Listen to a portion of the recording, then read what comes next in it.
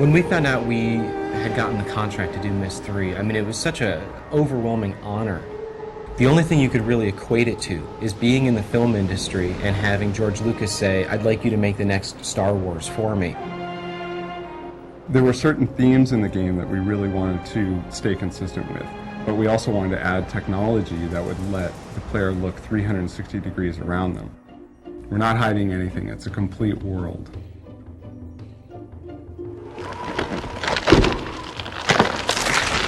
To say that we had a lot to live up to is a horrible understatement.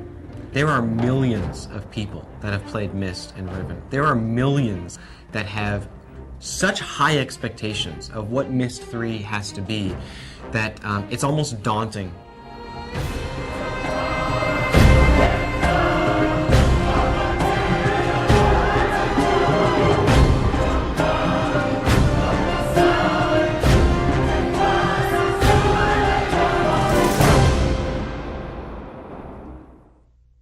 Myst was a remarkable product when it first came out in 1993. A company by the name of Cyan produced the product. It's a phenomena in the game industry. No game has ever sold that well. The premise behind the Myst series is that this culture called the Dunny have found a way to link to the infinite possibilities that there are in the world by writing these books. And essentially, the great thing about this from a designer's perspective is that you can let your imagination wander.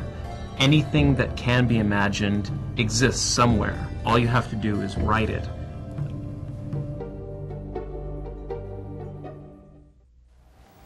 Atris, is that you? Come to rescue your book so soon?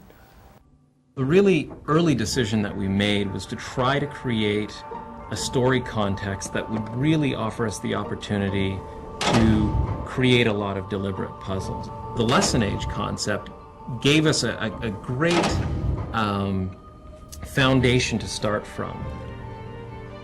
My sons, I promise to teach you the secrets of my ages. This world is the idea behind the lesson age concept began with a question.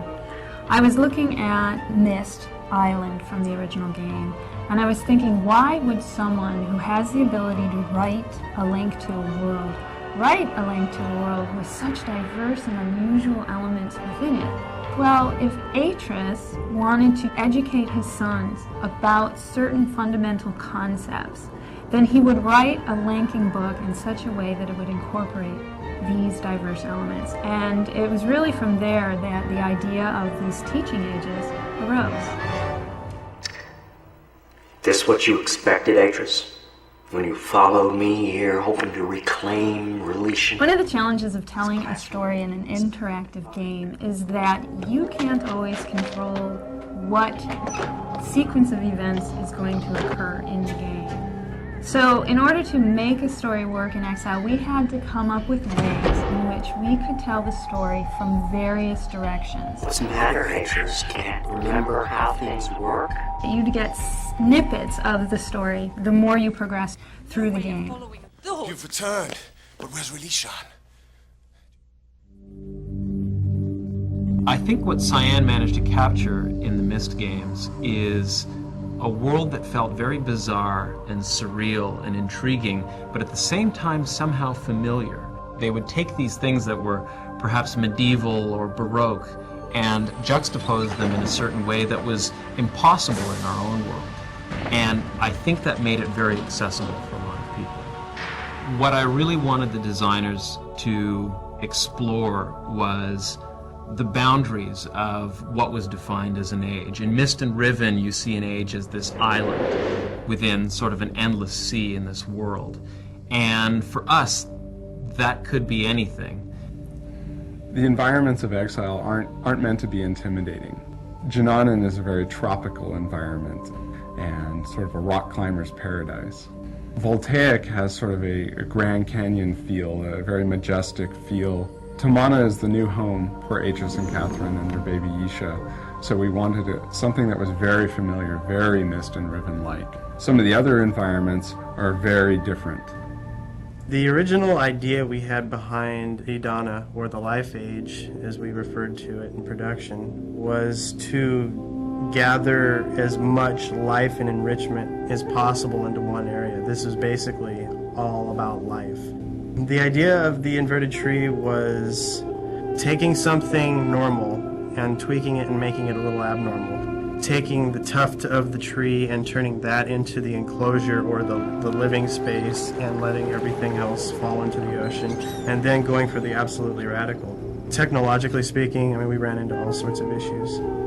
I was no longer confined to a flat two-dimensional map. I had to work three-dimensionally. I had to basically come up with another way to model this thing out. Everything was a challenge in this one. It is amazing how much work it takes to put together a project like this.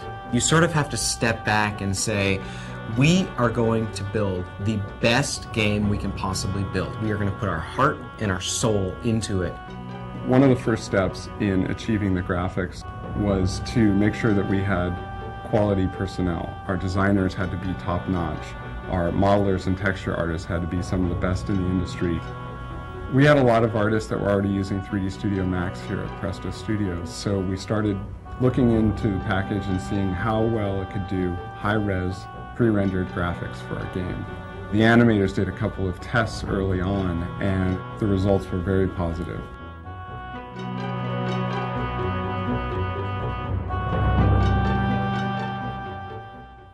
The first challenge I faced on the Age of Junanan was building the terrain. I started out with a low poly proxy surface, which let us mask things in really quickly. Then I took that and subdivided it down with a subdivision surface technology in Max called NURMS. Basically what this does is takes this kind of square, flat, low poly surface and smooths it out so it looks nice and smooth and organic. The next step of the process is to paint custom displacement maps for each of the pieces of geometry that will be in the terrain. And so what that allows us to do is actually paint the geometry instead of having to hand model every crease and bump and edge that goes into all this complex rock and terrain. One of the last things that we do when we're working on Myst 3 is something that we've kind of dubbed the Greeble Pass. We go ahead and go through the entire age and add things like grass, weeds, debris, you know, just the kind of things that bring the age to life.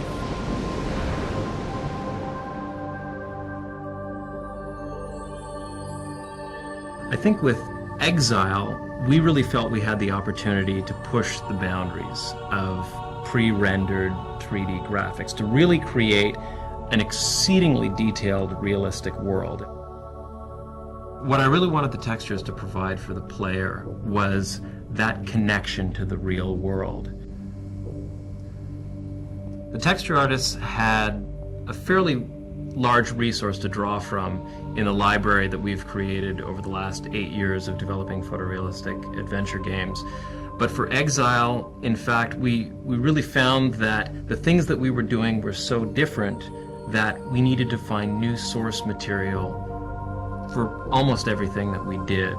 The most difficult thing was to create textures that you couldn't really find a source for, but that had to look realistic. An example of that was the giant tusk building in Junanan. That texture had to be very recognizable as being sort of a bone-like structure, and yet the scale of it was just absolutely immense. And that texture had to hold up both from a distance without repeating and up close where you could see every little bump and crack in it.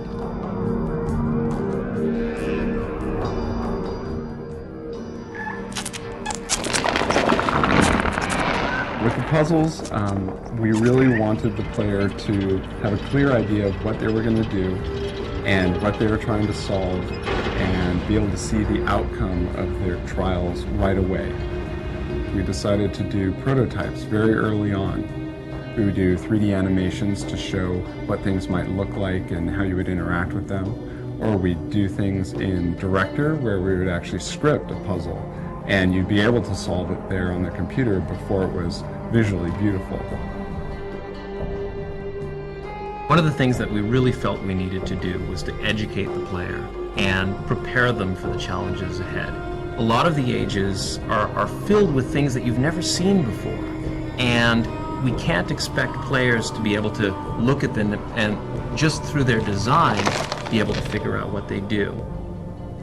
When they approached a puzzle later on in the game, we wanted them to have something in the back of their mind, something that they had seen before that they would intuitively relate to the challenge that was placed in front of them. Great example of this was the Venus flytrap in Savidro's lair at the bottom of the tower in Janani. It served a story purpose in showing the development that Savidro had put into these traps that he had laid for Atris, but at the same time it gave us a way of foreshadowing the puzzle that was to come.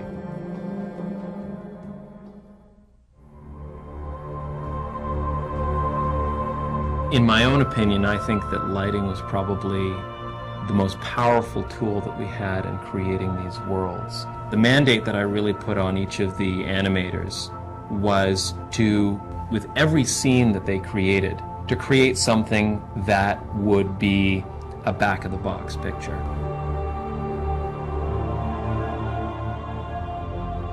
After Riven, I think players had an expectation of having more life in a Myst world. With the Squee, we saw a great opportunity to have a puzzle by manipulating that creature.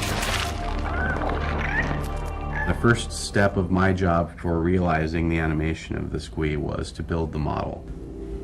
Once I've got a good wireframe mesh built, then I go ahead and build the material that tells the surface of the Squee how it should react to light. The last part of that is actually building fur. We actually have a little plug-in in Max that models each individual hair on the surface of the Squee. Once everything is in place, then I go ahead and build a virtual skeleton that will sit inside the Squee, which is what I animate.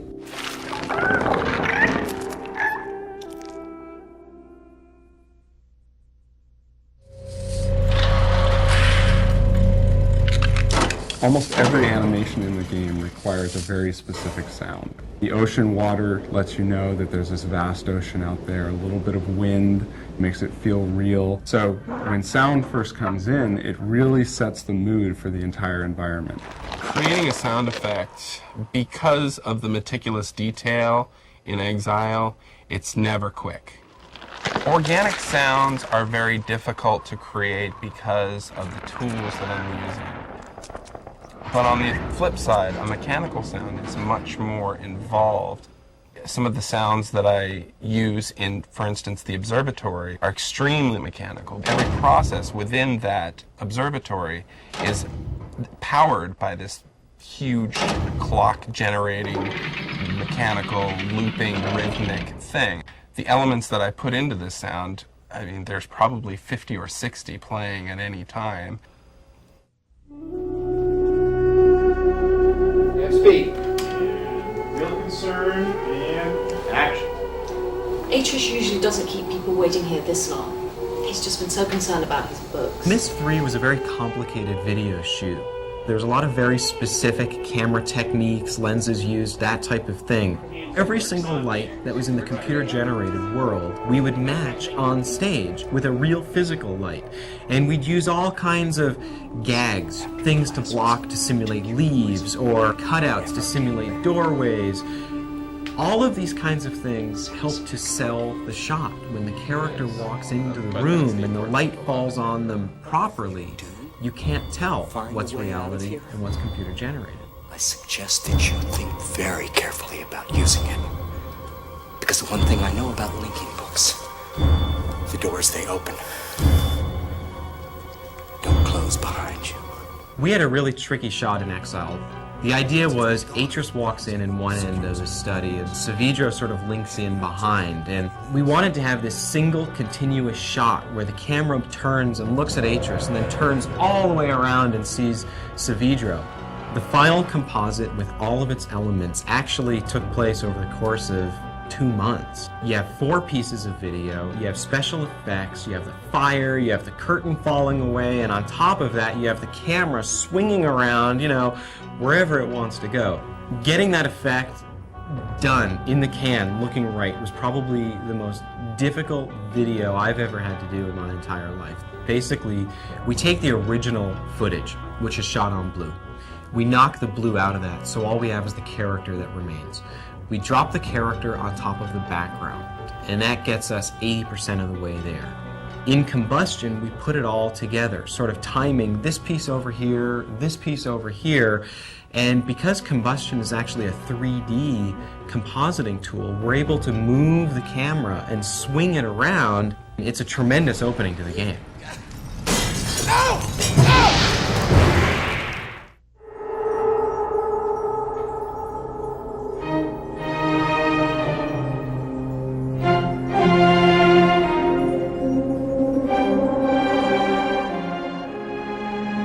The most challenging aspect of doing a score like Myst 3 is that you really don't get a chance to see the game until very near the end, and by that time your music's written. I began to develop themes very early on. The main character has his own theme, and he has sort of a dark and a light side to his personality, where you have the really dark, tortured guy, and then you've got, you know, his sort of childlike self with a voice soprano, actually singing the exact same music, but it takes on a whole new meaning.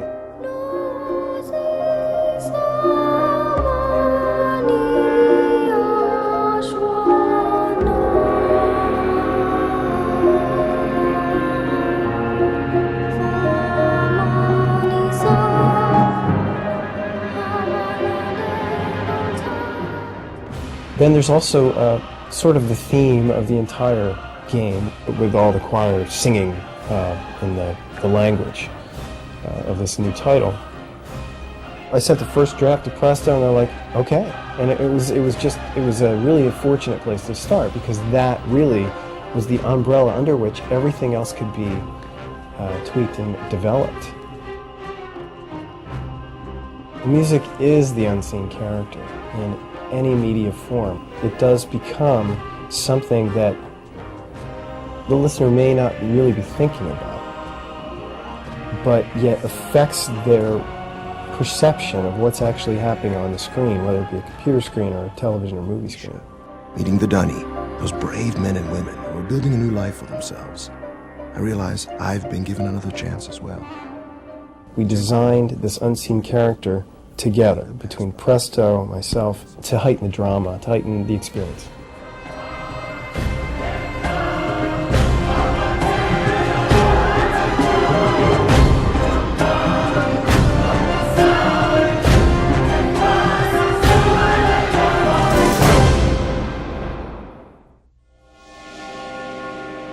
Myst and Riven presented all of their images as sort of a slideshow. There'd be a single image and then you'd click and see another image. With Myst 3 Exile, we really wanted to immerse the player much more than just a slideshow.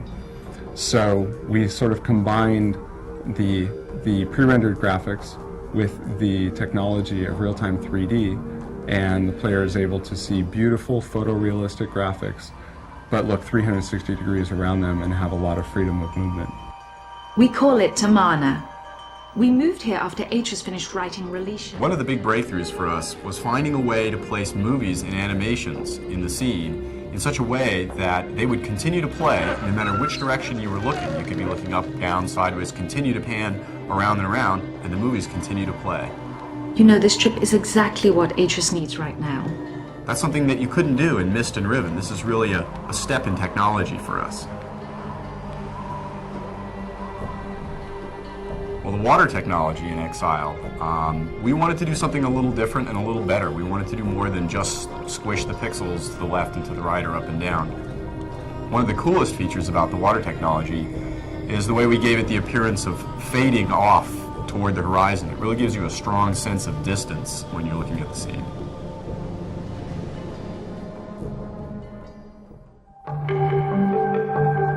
The most exciting part for me is being at the end of the chain and actually being able to get my feet wet, programming some of the things in the game. The building of the worlds probably takes one person a month or 6 weeks per world. It's fairly easy to get the navigation working and the animations in, but the implementation of the puzzles is usually the challenging part. In a real-time game, the graphics are drawn every frame, maybe 30 frames per second while the player is playing. But because Exile is a pre-rendered game, that means we're generating the graphics much earlier and they're fixed. We have to account for all the possibilities. This sometimes causes quite a headache for all the people involved because a puzzle may have 60 to 100 to 200 different possibilities, all of which have to be accounted for before the player plays the game. It was pretty amazing to see the first environment come together in the game. All of the different parts that had gone into it and we'd reviewed for months and months suddenly came together, and we were actually able to experience the environment as a player would. This is about as close to virtual reality as you might get. The greatest thing about Exile is I really feel that we achieved everything that we set out to achieve. We have a great game that sits as the sequel to Myst and to Riven. It is true to the story. It is true to the characters. The ages are beautiful. I think people are going to remember this game for a long time.